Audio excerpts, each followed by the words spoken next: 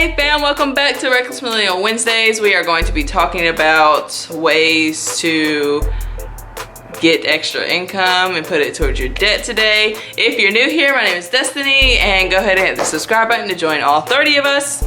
So let's get started with the video. I'm filming with the window open at this point, and you're going to be able to hear all the cars that go by. Oh, also we're filming in a different setting today. Usually I film from right there, but now I'm gonna film from right here because the window's open. It's pretty outside. Spring is here. So I have them listed on my phone here. Of course someone is yelling as I'm trying to film a video. There's no one ever yelling when I'm trying to film a video, but today there is. So the first thing I want to talk about is saving your change. So whenever you spend cash or anything at the store, you need to save your change. Obviously, don't use that change to go towards the next purchase. I know those people like to count out their change at the line and try to get it right on the penny or right on the money with however much it costs, and then they spend that much change to the cashier. So I suggest you start saving it because it can equal up to this much. I think in this bin it's $50 we have in here saved, because there's also I don't know if y'all can see, but there's a gold coin right here. I don't know. Okay, I'm trying too hard. But yes, there's a gold coin in there. There's different things. I think there might be 2 gold coins in here, so gold dollars or whatever. And we just save all of our change. And like I said, I think it's $50 in there already, and it's not even full. It's just a pork rinds container from my mom's house. Anything that you can find is kind of a decent size, because I mean, you can use anything. You can use a cup, you can use a jar, or a coffee cup, or however much you want to use it. When that gets full, you can take it. We just decided that we wanted to use this.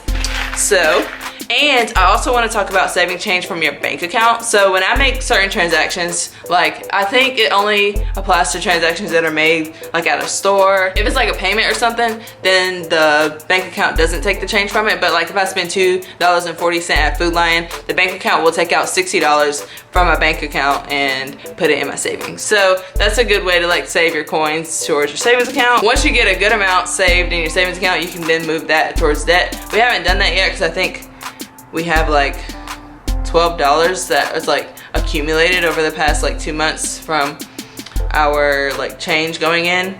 So yeah, so we haven't done that yet.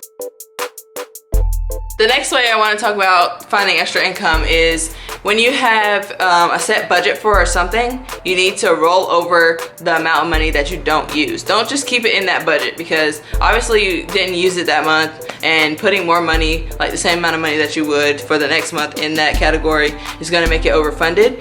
So if you could live off of less than what you put in there in the first place, just keep putting the same amount. But if you don't use it all, roll it over to debt. Even if it's $2 or something, roll it over or put it in the change thing so you can cash it out whenever you're ready to cash out your change and put it towards the debt. Every penny counts, because if your balance is at $508 and you're gonna pay $2 on it, it's then gonna be at $506. That's $2 less than you would have to pay in the future.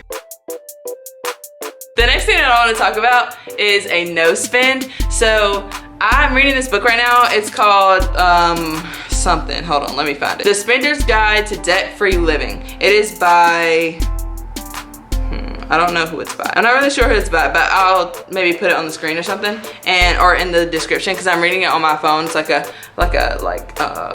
iBook, is that what they call it? Whatever. That's what I'm doing for my reading right now. So I'm reading The Spender's Guide to Debt-Free Living, and in the book she talks about not spending money for a whole year. And I don't know if I would be able to handle that not spending money for a whole year thing. She's getting a little outrageous, but I think I could do it for a month, because I have done it for a month before when I lived at home, and I saved $400 that month. And then I literally I put $400 in the savings account when I started my no spend, and then I had $300 left over to save again at the end of the month because I didn't spend any money. So it's crazy to see how much you spend on unnecessary things. So what she talks about is buying food and paying your rent, paying your bills, and paying all your debt minimum payments, and then not buying anything else. Just figure out what your needs are, make a list of your needs, make a list of your wants, and figure out if some of those needs can go on the want list, because sometimes we feel massage is necessary for our living and our health and stuff, when it's really not. You're really just wasting the $80 that you could be putting towards debt. So the massage kind of needs to move over to the want list, and you can get as many massages as you want when you're debt free.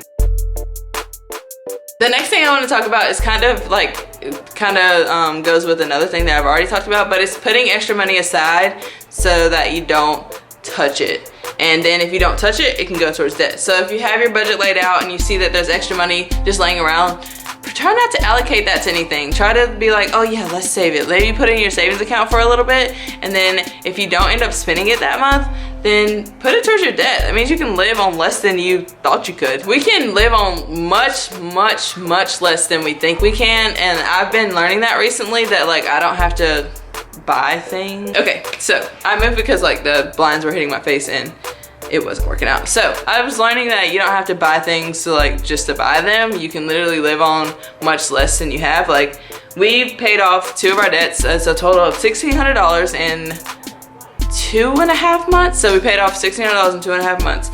And I'm super excited because those are 2 $800 bills that we no longer have, and we're moving on to my credit card, which you guys know is $4,250. Nope, $4,200 because I made a $250 payment last night, I want to say, and it cleared this morning, and that made me super excited. So just seeing the debt go down and like finding any ways in your budget that you can to make this happen is great.